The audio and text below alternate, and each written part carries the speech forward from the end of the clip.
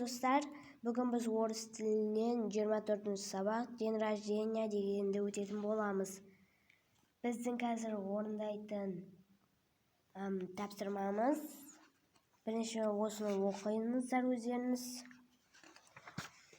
Оқып болған соң біз сұрақтарға жауап береміз.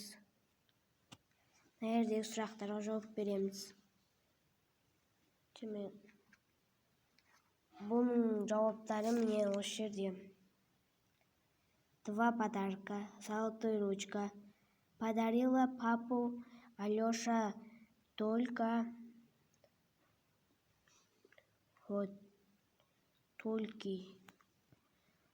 Учитель сказала, ручка подарила папа, а ты сама подарила 2.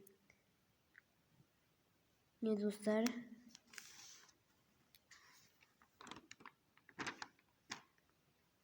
Бізде келесі сұрақтың жауабы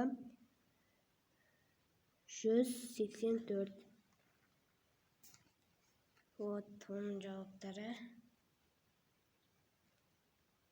Жарайды достар, сау болыңыздар. Арнаға тіркеліп, лайк басып, комментке жазып кетіңіздер қанша алғандарыңызды.